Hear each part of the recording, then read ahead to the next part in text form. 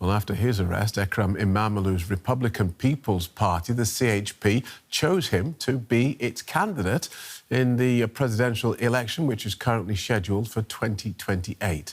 The CHP's leader has been speaking to our correspondent, Julia Hahn, and claims Mr. Imamoglu's arrest is a politically motivated attempt to stop the Istanbul mayor from becoming Turkey's next president. I'm here with Ozgur Ozel, the leader of Turkey's main opposition party, CHP, the party of arrested Istanbul Mayor Ekrem İmamoğlu. Thank you for your time. Mr. Ozel, you visited Ekrem İmamoğlu in prison. How is he doing? What did he tell you? He's very strong and fully aware that this is not a legal process but a political one, that Erdogan is doing this to eliminate the opponent who can defeat him. He's very confident about this and trusts both himself and his friends. He says that both the Turkish public and the international community should recognise this reality. You called Mr. İmamoğlu's arrest, quote, a judicial coup. Explain to me what exactly you mean by that. If you remove someone in power by force, rather than through votes, we call this a coup. Both Turkey's history and the history of democracy have experienced various coups. What's happening this time is different because instead of targeting the current government, they're staging a coup against the future government. They're carrying out a coup against the future president of Turkey, against the possibility of the Republican People's Party, the CHP, becoming the governing party. This is an attempt to eliminate political opponents by abusing public power, preventing them from running in elections.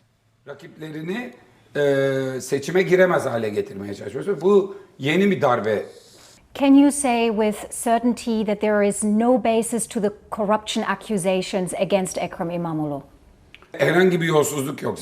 There's no corruption whatsoever. If there was, how could I, as a social democrat, defend him so openly? If there was even the slightest hint of corruption, our party, being the most sensitive about this issue, would immediately initiate disciplinary procedures and punish those involved ourselves. But this is not a legal process, it's a political process. Since Erdogan cannot openly tell the world, I arrested Imamoglu because he was going to defeat me in the elections and become the next president after me, he instead says, I arrested him for corruption. He has filed 5 different cases against Imamoglu, one for corruption, one for insult, another related to expert testimony, and so on. He's seeking a total of 25 years in prison, and in each case also demanding a political ban. As you may know, they annulled the university diploma Imamoglu received 31 years ago.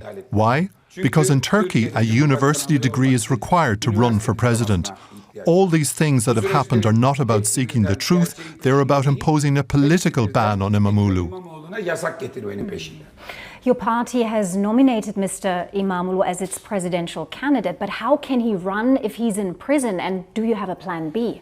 If he's in prison but does not receive a political ban, meaning if the courts do not impose such a restriction, and if we win the lawsuit we have filed against the annulment of his diploma, then there will be no obstacle to his candidacy. In that case, even if Imamoglu is in prison, we would still run with him as a candidate. He would remain in prison while all CHP members and all Democrats in Turkey would campaign on his behalf. There's no issue with that. However, if his candidacy is legally blocked, if his diploma is not reinstated, then someone else will take his place as the candidate. But the election will not be about choosing a president. It will be about freedom for Imamoglu. It will be a referendum on democracy versus autocracy. People will go to the polls to make that decision.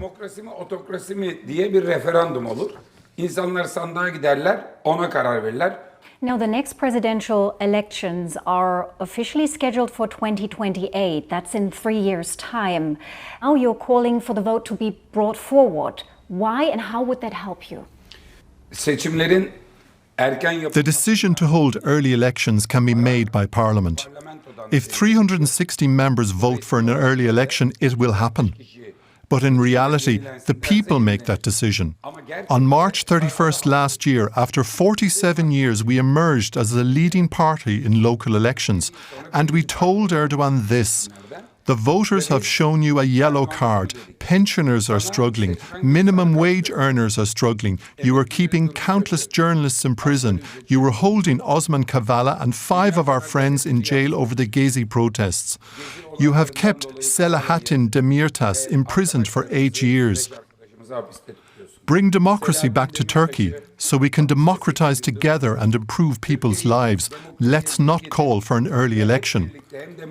But instead of listening to us, he chose to attack us.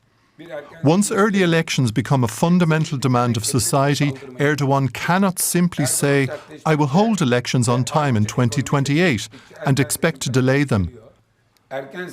We will continue to pressure the government into early elections through all democratic means.